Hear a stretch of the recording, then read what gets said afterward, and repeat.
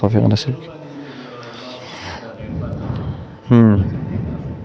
ها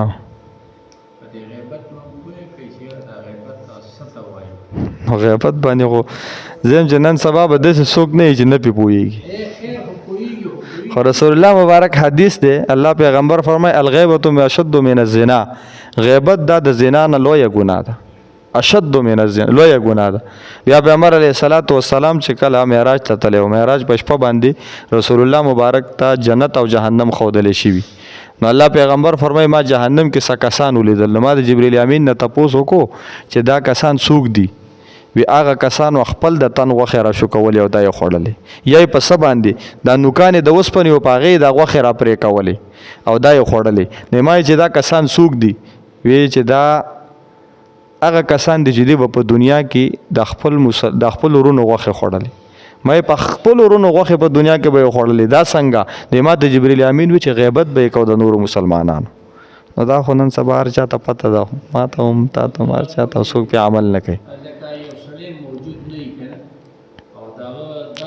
شرعي مسله یو صحابي رسول الله مبارک نه تپوس کې، دا اوس مسله ده. یو صحابي رسول الله مبارک نه تپوس کې د الله پیغمبره یو کس کې غلط خبرې دي او مونږ بیانو چې دی داسې کوي داسې کوي داسې کوي، نو دا هم غیبت دی. رسول الله مبارک ورته هم دې ته غیبت وایي چې د چا بدۍ ته یادوي، چې په چا کې بدۍ نشته او ته یې بیانوي، دا خو بیا بهتان دی، دا خو بیا غیبت نه دی، دا خو بیا عظیمه ګناه ده. قرآن مجید فرمایي دا بهتان عظیم.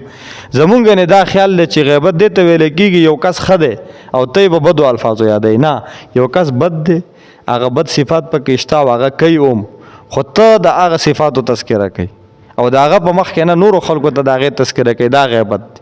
بیا یو کس شیخ ادریس صاحب ته وي زه د یو کس بدۍ بیانوم زه هغه ته مخامخ هم بیانولی شم، نو دا هم غیبت دی. شیخ ادریس صاحب ورته وي د دې مطلب دا دی چې د هغه داسې الفاظو کې ته د هغه تذکره کوي چې د هغه دل ازاري پې کېږي.